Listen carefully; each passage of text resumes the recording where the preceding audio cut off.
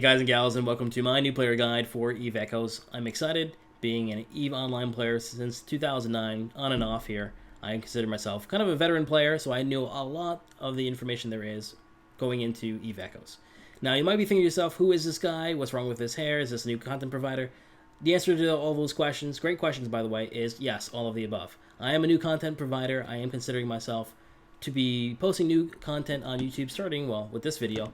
And I am a streamer that I'm going to be streaming more about EVE Echo, so if you are interested in any stream content, feel free to check out my stream later on of when the game releases, such like that. I'm going to be doing more guides, explaining more of the content, etc., etc. So we're going to have more information about that down below. And yes, for this hair, 3 months no haircut, kind of a mess. It is what it is. So now that you know everything that there is about me, let's just delve right into the game so we can talk about New Eden. So I think a great place to start about the game, of course, probably the pricing model, right? You want to know, what am I getting into with this game? Now, of course, EVE is a free-to-play game, and the free-to-play account has restrictions, as you may expect there to be. The free-to-play clone is called the Alpha Clone. The Alpha Clone will allow you to get in there, try out the game, see if you like it. Maybe you're not too sure yet. Bring a friend in with you, see what the game's about, something like that. The Alpha Clone is good because it allows you to try out the game and, get hooked. That's kind of their marketing model. And you will have some obvious limitations so that the game just doesn't get botted and bad things happen to the economy and such like that. So you are going to have some limitations with the Alpha Clone. You're going to be training at a slower speed for skill points, and you're going to have limited access to some of the ships that are in the game, and some of the research, the skill levels, and the tech levels, such like that. Now, if you are already, even if you're a new player and you have already decided that you do want to invest in this game, and you're looking into the longevity of the game, you do want to be playing this game, 3 months, 4 months down the road, then it would help you to invest in the game earlier on. In other words, you can get the most value for your money by paying for the game on day 1 than paying for the game on day 30. And the reason for that is because you're going to get more. The reason you're going to get more value is because you're going to have a stronger start, and you're going to have the ability to pay for the game based on EVE being a player-driven economy. In other words, these clones that cost real life money can be paid for using in-game resources, using the in-game currency. And the best way to get that in-game currency is to have a good start at the beginning of the game so that you have the necessary skill points, you have a strong start, you're a stronger pilot, so that you can pay for those currencies with in-game currency to get the clones instead of just using money. So that being said, let's talk about the differences in the clones here. So you have 2 different clones, a basic Omega clone and a standard Omega clone. Those are both the paid real money ones, $5 and $12.99. Now the $5 clone is great because it allows a player to have no restrictions. Any of the restrictions for the Alpha clone, they go away. And that's good in case maybe you come back to the game 6 months down the road and you just want to play and use your ships, and you don't really want to invest in a very long time after that. It allows you to just get back in the game and go for $5. Pretty nice, not too bad. Honestly, $5 a month is not too bad. It's pretty minimalistic of a price here. So you do train faster than the Alpha clone. You have an additional 5 skill points per minute, which means the Alpha clone is going to be training at 30 skill points per minute. The basic Omega clone, the $5 a month clone, is 35 skill points a minute. And what is all this talk about skill points? I keep throwing that word around, skill points. Skill points essentially pertains to your level in EVE Echoes. So the more skill points you have, the stronger character you will be. The better you are going to be at your combat, or the more efficient you will be with your industrial economic side to make money, to mine, whatever it is you have set your character to do with regards to your skills. Now, usually the person with the higher skill points, aka the higher level, will win in a combat fight. And this isn't always the case because of, rock, paper, scissors and the player skill having a factor. But let's say you are a new player and you're trying to fight somebody who has 1,000,000 skill points. Honestly, it doesn't matter what ship you're using. It doesn't even matter if you are, the next space James Bond. You're going to get destroyed. You're going to get potted. you're going to be pretty sad panda. So no, none of that. The skill points do matter. You do want to have as many skill points as you can. Obviously, the person that has the higher skill points at the beginning of the game is going to have a good advantage going into the game for down the road. Even 6-7 months later on, they still have maintained that skill point advantage, that lead. So the monthly standard Omega Clone at $12.99 is going to net you 55 skill points per minute. You're going to have 20 additional skill points compared to the basic Omega Clone. Now, you have this interesting combo pack. What does that mean, right? You can buy essentially the standard clone and the Omega Clone. Now, you don't really get any benefits since you already have both of those clones. You have unlimited access to the ships and etc. etc. But you're going to be gaining an additional 5 skill points per minute. That's pretty much all that means. So instead of paying $12.99, you can pay $14.99 and get 5 more skill points. It's kind of weak, I think. It's really a min-max thing. Honestly, if you just want to get a good amount of skill points and go, $12.99 is pretty much your go-to. But if you want to min-max and get maximum value town, then you're looking at that $14.99 combo pack just for that plus 5 skill point. And speaking of min-maxing, let's talk about something that's new to EVE Echoes compared to EVE Online. We have this thing called cognitive neuroscience. Now, this is going to be a term that not too many people are talking about, but it is going to be more in line with your mobile game pricing. Now, what makes this interesting is that it is expensive, it's pricey, but it's also one of those things that if you are considering it, you get more value from it at the beginning than if you decide to purchase it a year from now. Why is that? The answer is because it's a one-time purchase. You are going to be getting an additional 5 skill points per minute for each level of cognitive neuroscience that you buy indefinitely for the account of the character that you buy it for. Each character that you buy this one for, and then it's going to have that plus 5 for the life of the character, for the life of the game, etc. So the first one is honestly pretty good, because if you look at it, you can get the plus 5 skill points per minute for $2. That's already, that's essentially the cheap value. You don't even need, say you want to go for the basic Omega Clone and Cognitive Neuroscience 1. You can get into that for $7, and you've got yourself a good amount of skill points already, and then let's call it a day. That could be your price package 1, $7. It's actually a good value. Now, if you want to min-max, obviously you can do the math for yourself. It's $38. You can get 15 skill points. These cognitive neuroscience bonuses do stack with themselves for 15 skill points per minute on top of your monthly combo pack. So if you want to min-max, you have $38 on top of the $15. The $38 being the one-time purchase, $15 being monthly. You can get yourself a maximum of 75 skill points of production, and then you'll be good to go for your min-max. All right, great. Let's continue since we have a lot to talk about. EVE races. Hey, yeah, we want to know who we want to play as. So there is some backstory between all the races. For the sake of time and for the sake of the content, I won't go too much into the backstory for these races. I'm not much of a role player. If you are a role player person, there are some backstories for these races on YouTube for EVE Online. Check them out. I want to go into more of the mechanics and why you would want to choose one of the race over the other, etc., etc. So let's just jump right in. We have Minmatar here on the top left. This Empire is going to be very versatile. They are interesting with the way they play. They have the fastest ships. They have the weakest damage, essentially, to compensate. But they also have, again, the most versatile loadout. They have access to all the damage types. There are 4 damage types: electromagnetic, thermal, kinetic, and explosive. They use projectile turrets, which have no requirement to use the capacitor to fire. So if you are drained on battery power, you can still fire your guns. You're not going to be sitting there like low energy and banging your head on the keyboard or something like that, or on your phone now, I guess. They also have missile launchers. So the missile launchers, again, you can load them with all the 4 damage types and shoot your missiles. Don't worry too much about the electronic warfare. We're going to cover more of that in another video. I just threw it on there just for the more advanced players to refresh their memories and know which one is which. We're not going to go into the electronic warfare that much. The Gallente here, they're going to be using armor tanks. Oh yeah, the Minmatar are versatile. They can choose armor or shield tanks for most of their ships. The Gallente have armor tanks. They do prioritize drones, using unmanned fighters to attack the enemy. They also have access to hybrid turrets. Now, the hybrid turrets are restricted to only 2 damage types, thermal and kinetic. And drones are going to be pretty limited as well. There are drones that have all the damage types, but for the most amount of damage, you're going to be using the Gallente drones, usually the Hammerheads or otherwise.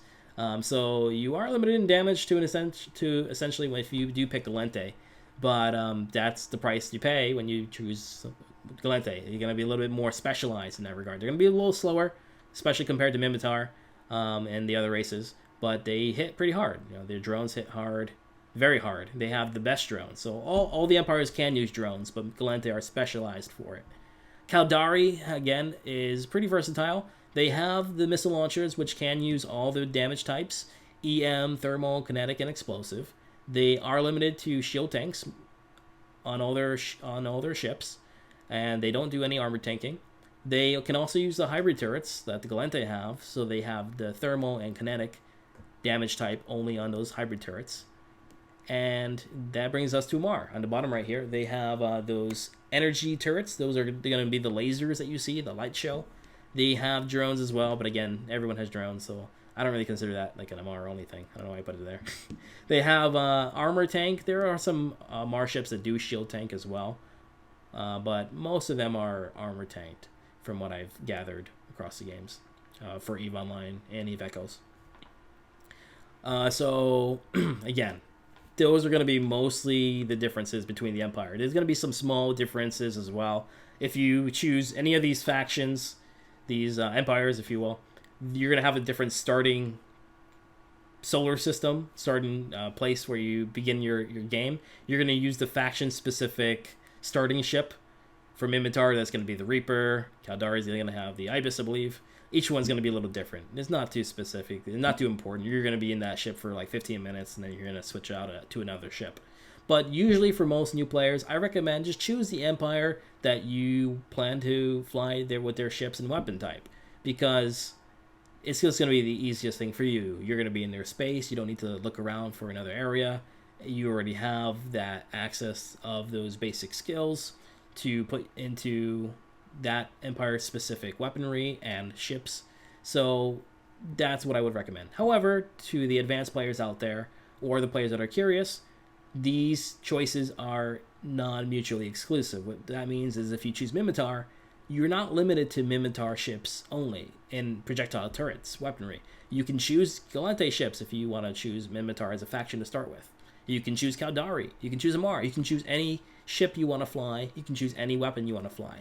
So some of the reason is just cosmetics. You want to choose your character preferences, the way they look. Maybe you want to have the role-playing backstory. So there's a couple different reasons for people to choose their Empire. I won't go into all the different reasons, but that's the majority of them. Let's continue. We have the EVE universe.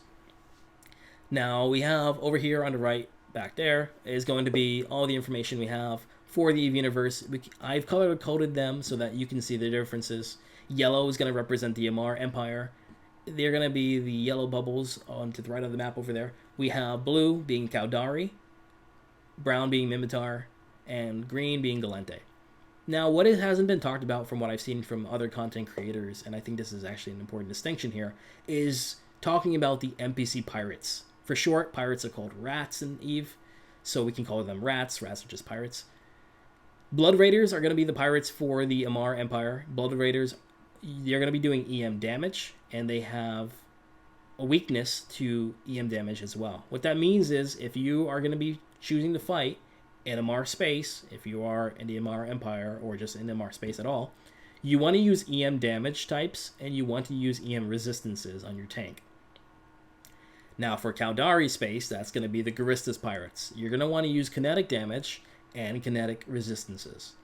For Minmatar space, you're going to be fighting the Angel Cartel. You're going to want to use explosive damage and explosive resistances. And if you're in Gallente space, fighting over there, you're going to want to use, and that's going to be the Serpentis pirates, you're going to want to use kinetic damage and thermal resistances. A little bit of a distinction between that. And this is going to affect not only the Empire space, but a little bit of the area around you, the nullsec space, which we're going to talk about in a moment.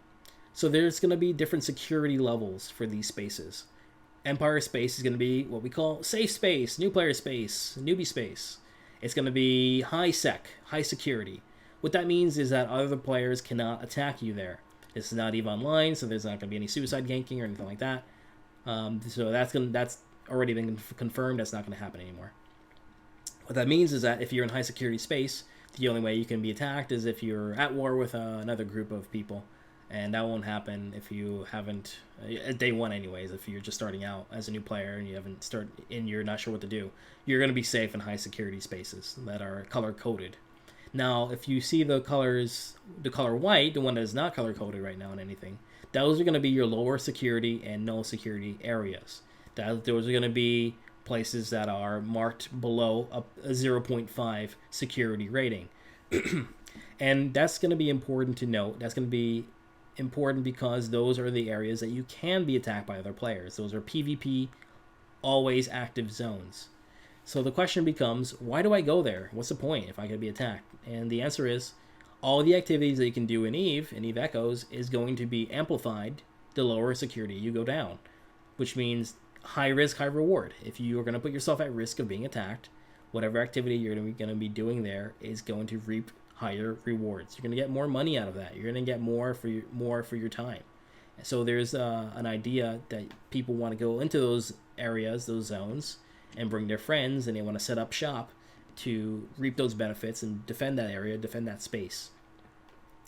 Another reason why people want to go into these low sec, no sec areas, no sec specifically, is because they can set up their corporation as an empire in that space.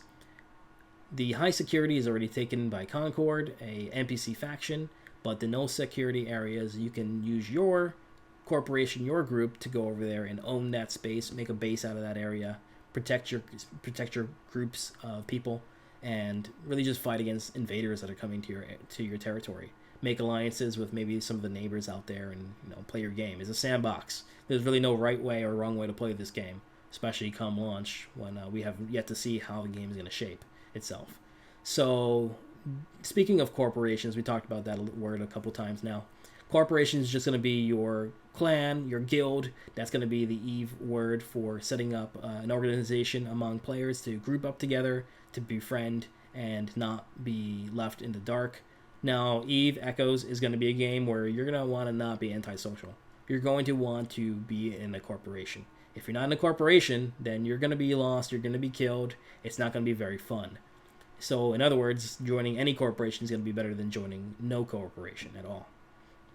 That being said, there are definitely there's definitely a lot of information out there for different corporations to join based on what you would like to be doing, whether it's going to be combat, whether it's going to be more industrial focused and making money, to be more of a tycoon for this game. So that, why do you want to make money? Hey, we already talked about it. So you don't need to pay real money, and you can continue funding this game for free from in-game currency, stuff like that. So there's a lot of reasons to want to be in these corporations to take advantage of these activities. And if you are interested, there's the EVE official Discord, which has the channel team up, is giving a lot of information for the various different corporations that are recruiting. They have their requirements and who they're looking for, etc. I myself am a corporation leader. I am also looking and recruiting currently new players and advanced veteran players into our corporation. So if you are interested in us as well, I'm going to be posting our Discord in the comments below, in the information below. So feel free to check us out as well. So let's go continue. We talked about different activities. What activities are we talking about here? One of those activities is going to be mining. Mining is a very lucrative, yet to some, a monotonous activity. You basically go to space rocks, and you activate your strip miners or your mining lasers, and you mine rocks. That's how you generate money. You sell those rocks for money, or you can build out of those rocks. You can manufacture ships, you can manufacture components, other items, do research, things like that. So, as we talked about with NullSec being more valuable, certain ore deposits, these minerals, will only appear in those lower security or no security environments, those sectors. Which means if you want to get the most lucrative profits out there, you're going to need to put yourself at risk and go into those zones. Now, you shouldn't do that day one, of course, especially without a corporation, because you have the opportunity to lose your ship. And then speaking of losing your ship, this is definitely important for new players. You don't get your ship back. You can choose to insure your ship, but there's no infinite respawns. Once you've bought a ship, if you lose that ship, you lose that ship. You need to buy it again. It's a sandbox where you need to. It's a one-time consumable. If you lose it, you really lose it. So there's no respawns. There's no everything that was on it is gone. It's up in the air. It's gone. That makes it a bit exciting because that means the economy is valuable. There's item sync. There's ship sync. There's a constant need for production. There's a constant need for building. That makes the sandbox interesting. But to some new players, it can be frustrating when they lose all their hopes and dreams and their cargo hold. It goes up in smoke, it goes up in flames, and it's all gone. So heed my warning, no respawns. Don't go on to those dangerous areas unless you're prepared to lose it. Like you say in investing, don't put in what you are not already okay with losing. Don't invest more than you can lose there. So let's continue. We talked about mining. Let's talk about hauling. So hauling is going to be another opportunity in EVE, another activity you can take advantage of. For hauling, you essentially accept player-driven contracts, which allows you to move goods from one area to another. Now, this is going to be more of an advanced thing because there are going to be people that are going to be putting up contracts to move things throughout dangerous territories. People don't want to take the risk of going through low security and null security areas where they can be attacked by players. Instead, they hire you to do that and take the risk. And if you lose their shit, then basically, you pay the price. It comes out of your profits. It comes out of your funds. So this is more advanced. This is going to be for more advanced players to do it. Of course, you can do this for your friends. You can do this for your corporation. Maybe you could find a couple contracts in high security for people to do it. But most of the time, they are strictly low security and null security because most of the time, people will move their own stuff in high security space. So that being said, even on day one, there's not going to be a lot of hauling to do because, well, nobody's got anything to haul. It's going to be day one. No one's got anything to move because nobody has anything. So I would recommend hauling as a later activity if you are interested in moving things and taking a look at player contracts. Definitely take advantage of this later on. Be mindful of the fact that you need a ship that can carry a lot of goods at one time. So you want to be buying one of these giant frigates here that have a gigantic ore hold or cargo hold, depending on what you want to haul. And that's basically hauling in a nutshell. Nothing too crazy there, just moving goods. Then we have exploration. Exploration is going to be an opportunity for you to travel to space, whether that be low security, no security, even high security, I believe. They have an opportunity for you to scan down anomalies. There's no scanning in EVE Echoes yet, only EVE Online, so they're going to have a pop-up for you to chase down cosmic signatures and go to these anomalies, these areas. Obviously, like we talked about before, if you go into those dangerous areas, the low security and null security, you're going to have an opportunity to make even more ISK, which is the money, and EVE Echoes.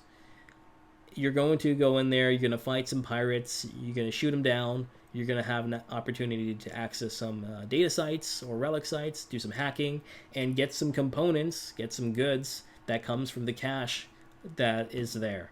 These are, most of the time, these are NPC events. You just shoot down pirates, and then you grab the goods and get out of there.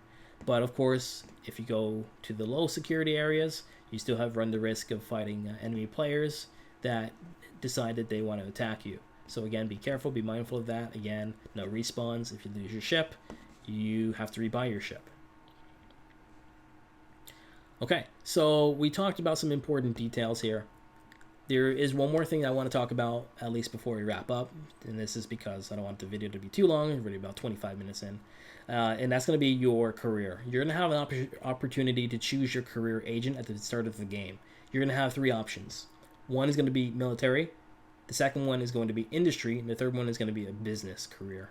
Now, if you are a free-to-play player and you're not considering going into Omega clones, not considering paying for the game, you really only have one option. Go military, because the other two options are going to limit you on things that you can't use, things you can't fly because you don't have access as an alpha player to fly those ships, that take those skills. And that's not going to be too fun for you. So go, if you're alpha, you're planning on being alpha anyways, go for the military choice. Now, if you are more interested in, again, making money, making bank and starting this game, which I think is going to be the smartest decision. Even if you are interested in military and combat, then and you are planning on being in an Omega account, then go industry. I think industry is the best choice of all three options. Industry has an opportunity to make a lot of money because at the end of the day, there's going to be an open market. There's not going to be nothing on the market yet, day one, so everything's going to be inflated. People are going to be putting up prices because nobody knows what the price is right now, and whatever there is going to be high demand and low supply. And what do you have when you have high demand and low supply? You have high prices. Until a month or two later, when all the prices finally stabilize, when the finally supply and demand equalize and become normal, and then the price goes down. But until that point happens, the person who is able to get the goods and get as much materials and otherwise to put on the market is going to be making bank. It's going to be making a lot of money. And that's going to be good, again, for the player that wants to play this game for free and wants to avoid paying the monthly premium cost of having an Omega clone upkeep. So business, again, is more about the plantology. It's more going into the hauling and things like that as well. So that's I would not recommend that one, especially to an alpha player. That's not something that I think that they would have fun going down. So the only two choices really is industry and military. Military for the alpha player. And even if you're an Omega player, maybe you want to go down the military path, but I would recommend against it because they don't always train up the skills in the right order for what I would recommend new players to go down. So, for example, what kind of ships should a player fly? And I'm going to touch on this really quick. I recommend cruisers. Players shouldn't spend too long flying frigates, I feel, or destroyers. I think going into the cruiser is a nice sweet spot. And we're going to talk about why in another video, because going into the combat mechanics and going into the ships, that's going to be another 30-minute video. But for now, just take my word for it. Cruisers, way to go. And we're going to talk more next time. Thanks, guys, for watching. If you enjoyed the video, please drop a like. Hit the subscribe button. It's a new channel, and I'm going to post more about my stream as well down in the comments below. Let me know if you liked the video. If I can improve on anything, again, just drop me a comment. Let me know what there is to improve on. I'll see you guys in New Eden. Thank you.